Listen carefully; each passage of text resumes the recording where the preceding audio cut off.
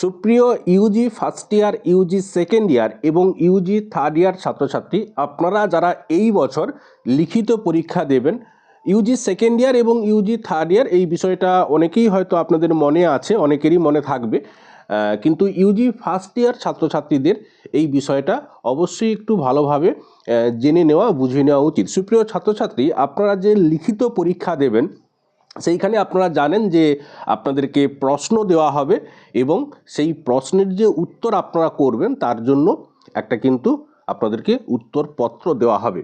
তো সেই যে উত্তরপত্র সেটা তো আপনাকে জমা করতে হবে। এখন আপনার যে ওই উত্তরপত্রটা যে আপনার, সেটা বোঝানোর জন্য ফ্রন্ট পেজ থাকে। সেই ফ্রন্ট পেজে আপনাকে আপনার যে ডিটেলস সেটা দিতে হবে। এখন এই যে ফ্রন্ট পেজ আপনারা দেখছেন, এই রকম ফ্রন্ট পেজ সহ একটা উত্তরপত্র কিন্তু লেখার জন্য আপনারা পাবেন। সেখানে কোথায় কি লিখবেন সেটাই আজকের এই ভিডিওতে আপনাদেরকে সহজ সরলভাবে জানাবো। সুপ্রিয় ছাত্রছাত্রী, আপনারা এই রকম একটা পেজ বা এই রকম ফ্রন্ট পেজ থাকবে, এই রকম একটা উত্তরপত্র ওইখানে পাবেন। এই যে দেখতে পাচ্ছেন, এইখানে প্রথমে বক্স রয়েছে। এই বক্সের মধ্যে এখানে আপনাকে দিতে হবে রোল। এখানে কিন্তু পুরো রোল নাম্বারটা না, শুধু রোল। এবার রোল বলতে আপনি কি দেবেন?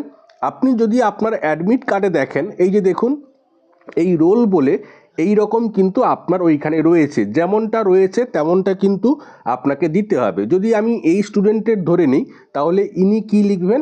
ওইখানে একটু ড্যাশ দিয়ে 10 অবলিক দিয়ে এইচ ড্যাশ দিয়ে 03, এইটা কিন্তু রোল। এরপরে দেখুন, এইখানে চাওয়া হয়েছে কি নাম্বার। এই নাম্বার বলতে এইখানে এই যে রোল নাম্বারের যে নাম্বার, অর্থাৎ এনার জন্য 12 82 51। আপনারা প্রত্যেকেই জানেন আপনাদের যে অ্যাডমিট কার্ড সেখানে রোল দেওয়া হয়েছে, নাম্বার দেওয়া হয়েছে। তাহলে সেগুলো কিন্তু দেখে ঠিক করে ওইখানে আপনাকে লিখে ফেলতে হবে। এরপরে দেখুন নিবন্ধন নাম্বার, অর্থাৎ এনরোলমেন্ট নাম্বার। এই যে নিবন্ধন নাম্বার, এটা আপনারা প্রত্যেকেই জানেন, এটা হচ্ছে আপনাদের এনরোলমেন্ট নাম্বার, যেটা আপনার যে অ্যাডমিট কার্ড সেখানেও কিন্তু থাকবে। যেমন এই যে স্টুডেন্ট, এই স্টুডেন্টের জন্য এখানে কিন্তু এনরোলমেন্ট নাম্বারটা রয়েছে, এটাই কিন্তু ওইখানে সঠিকভাবে দিয়ে দিতে হবে। এই বিষয়গুলো দেওয়ার সময় অবশ্যই মাথায় রাখবেন, ভুল যেন একেবারেই না হয়। পাশাপাশি এগুলো কাটাকাটি করবেন না, মাথা ঠান্ডা রেখে নির্ভুলভাবে এগুলো কিন্তু ঠিকঠাক করে লিখবেন। এরপরে আপনাকে দিতে হবে এই যে পরীক্ষা, এক্সামিনেশান এবং ইয়ার। এই যে এক্সামিনেশান, এর যে বাম দিকে যে ড্যাশ রয়েছে, এইখানে আপনি কি লিখবেন? এখানে আপনাদের লিখতে হবে টার্ম এন্ড ব্র্যাকেটে দিয়ে দেবেন ইউজি, টার্ম এন্ড ব্র্যাকেটে ইউজি এক্সামিনেশান। বিডিপি হলে সেইভাবে করতেন, যেহেতু আপনারা ইউজি এবং এটা আপনাদের টার্ম এন্ড এক্সাম, তাই এখানে লিখবেন টার্ম এন্ড এবং ব্র্যাকেটে ইউজি, তারপরে এক্সামিনেশান তো রয়েছে।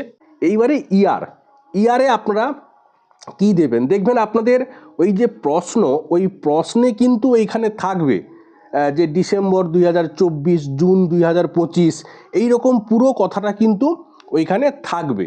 তখন কিন্তু ওইটা আপনাকে দেখে এই যে ইয়ার এখানে কিন্তু লিখে দিতে হবে। শুধুমাত্র 24, 2024, 2025 এই রকম না, ওই প্রশ্নে যেটা থাকবে ডিসেম্বর 2024, জুন 2025, এই এতটা পর্যন্ত কিন্তু এখানে একটু ছোট করে আপনাকে লিখতে হবে। এরপরে দেখুন সাবজেক্ট।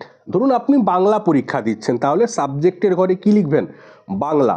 এবং পেপার কি? পেপার, ওইখানে কিন্তু আপনি পেপারের কোডটা দিয়ে দেবেন। আপনার যদি বাংলা পেপারের যে 1 হয়, তাহলে CCBG 01 বা HBG 1, এইভাবে কিন্তু আপনাকে এই সাবজেক্ট এবং পেপার এটা লিখে ফেলতে হবে। এরপরে দেখুন এই যে দেওয়া হয়েছে প্রথমাংশ এবং দ্বিতীয়াংশ, ফার্স্ট হাফ এবং সেকেন্ড হাফ। এইখানে কোনটাতে কি করবেন? সুপ্রিয় ছাত্রছাত্রী, আপনারা জানেন যে আপনাদের একদিনে দুটো করে পেপার অনেক ক্ষেত্রেই রয়েছে। যে পেপারের আপনি পরীক্ষা দিচ্ছেন, ওই পেপারটা যদি ওই দিনের প্রথম হাফের পরীক্ষা হয়, তাহলে আপনি এই ফার্স্ট হাফে টিক দেবেন। যে পেপারটা আপনার একেবারে ওই দিনের যে শেষ, অর্থাৎ দ্বিতীয় হাফের পরীক্ষা, সেক্ষেত্রে কিন্তু আপনি সেকেন্ড হাফে টিক দেবেন। তাহলে জিনিসটা এখানে ক্লিয়ার হয়ে গেল। একদিনে যদি দুটো পরীক্ষা থাকে, প্রথম যে পরীক্ষাটা, তাহলে ফার্স্ট হাফে ওইটা হয়ে গেল। এবং 1 ঘন্টা রেস্টের পরে যে দ্বিতীয় পেপার যেটা থাকবে সেটা আপনার এইখানে সেকেন্ড হাফে পড়ে যাবে। সেকেন্ড হাফে এখানে টিক দিয়ে দেবেন। তাহলে এই দুটো বক্সে আপনি যে হাফে পরীক্ষা দিচ্ছেন, ফার্স্ট হাফ হলে আপনি ফার্স্ট হাফে টিক দেবেন, আর যদি সেকেন্ড হাফ হয় সেক্ষেত্রে আপনি সেকেন্ড হাফে টিক দিয়ে দেবেন।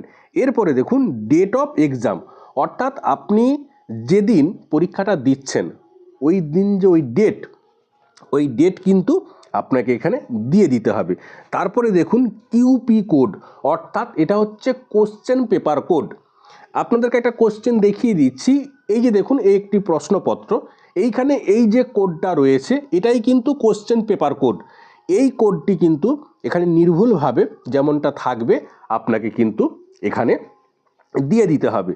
তাহলে এই যে বক্স, এইখানেই কিন্তু আপনার যে ডিটেলস সেটা কিন্তু নির্ভুলভাবে এখানে দিতে হবে। না হলে আপনি খুব ভালো করে পরীক্ষা দিলেন কিন্তু আপনি এনরোলমেন্ট নাম্বার লিখতে গিয়ে ভুল করলেন, রোল নাম্বার লিখতে গিয়ে ভুল করলেন, আপনার ওইখানে যে আপনার এত কষ্টের যে উত্তরপত্র সেটা হয়তো কোনো কারণে মিসিং হয়ে গেল, কিছু একটা অসুবিধা হয়ে গেল, সেক্ষেত্রে কিন্তু সমস্যাটা আপনারই হবে।